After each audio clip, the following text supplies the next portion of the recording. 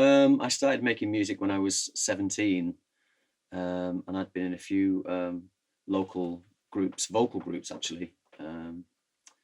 So yeah, I was a teenager, and I just love music, and I knew it's what I wanted to do. So an opportunity came along, a little talent contest in my local area, which I won, and I started there really.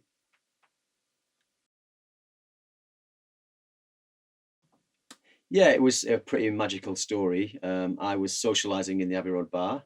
Matthias and Dustin were there. They'd been working in the studio with a German artist, and we were just talking about music. And Matthias and I exchanged business cards and promised to keep in touch. And we both lost the business card inevitably. And then 4 months down the track, I bumped into Matthias at Liverpool Street train station in London, and we talked and talked about music. We arranged to meet for lunch the next day, and my friend Giles Martin was sat at the table with us chatting, and we just realised that we both had the same taste and vision about where we wanted our music to go, and we started writing the album and recording, and here we are with probably the best album I've ever recorded in my life. So I'm a really happy boy, very happy. It's crazy because all of a sudden, Matthias and Dustin are probably the two most popular guys at Abbey Road. It's like everybody wants to be their friend, and the reason for that, I think, is because first of all, they're amazing and brilliant at what they do. You know, it's they're Germans. That they're so precise and on it. I mean, it's precision. You know, I remember the recording of the album. Matthias is such an absolute perfectionist. It was not good enough to be 99%. He wanted 100% every single time, the tiniest detail.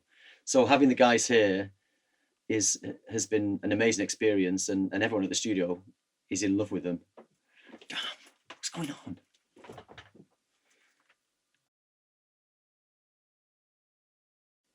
Yeah, we're definitely going to start touring next year. Summer 2020, the East Coast and West Coast of the US. But I said to the guys, I want to go to Germany first, to see how the Germans respond and react to the album. I mean, most of it was recorded here. We started recording the album here in the Gatehouse, and also in Studio One and Studio Two and Studio Three. But yeah, definitely next year there's a big tour planned, and yeah, I'd definitely like to come to Germany first because I think it's only appropriate. I did the album with two German guys, and I want to see how you guys react to my album. Hopefully, in a really good way, please.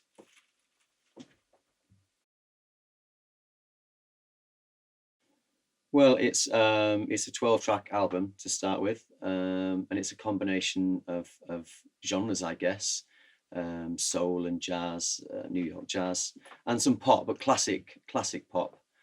And it was all recorded here. Obviously, we wanted to try and recreate a vintage sound, and I think we've achieved that because we were lucky enough to be able to use the U-47 microphones, which were used by the Beatles and John Lennon and those kind of people, and you just get the most incredible sort of silky sound from the mic. So I was really happy about that. And then for the music enthusiasts, we've done a half-speed mastering vinyl um, copy of the album, which again is something to sort of look forward to for all those people who love to collect vinyl. Yeah, it's a great album.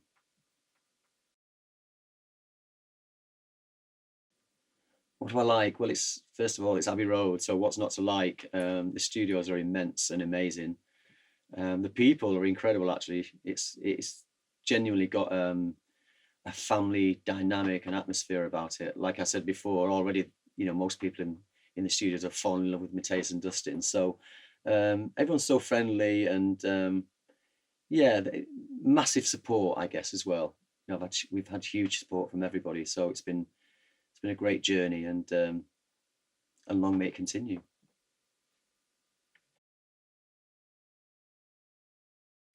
Recreating the sound that I wanted was great. We for instance, on Sign Your Name, we all stood in the live room in the Gatehouse and stamped our feet on the floor, which is at the beginning of the song.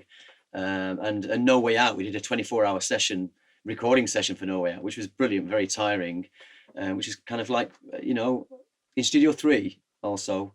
And it's got that sort of funky sound to it. We use the Rhodes keyboards and try to recreate a sort of vintage sound, which I think we achieved. And we didn't sleep for 24 hours. So we were a bit delirious at the end of the session, but it was a lot of fun and so worth it. So I'm really happy.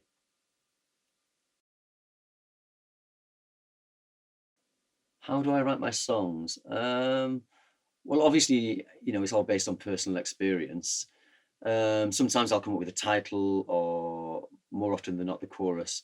I mean, one of the acoustic tracks on the album, "Love Can Wait," was a song that was kind of conceived in the Abbey Road bar when I was having a conversation with Mateus, and he asked me a question, and I just said, "Oh well, love can wait for another day," and he's like, "Go and write a song," and I did, and it's a beautiful song, a really beautiful song.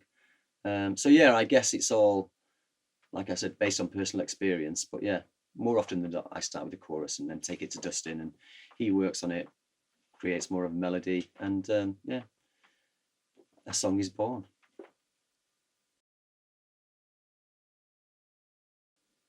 I think the thing that influenced the album more than anything, or this particular album, was I sort of went back to I regressed in my head back to my 20s and 30s and thought about the emotions that I'd gone through and the relationships, and that all came to a head when my last relationship broke down, and I decided to write it all down on paper, and this is the end result.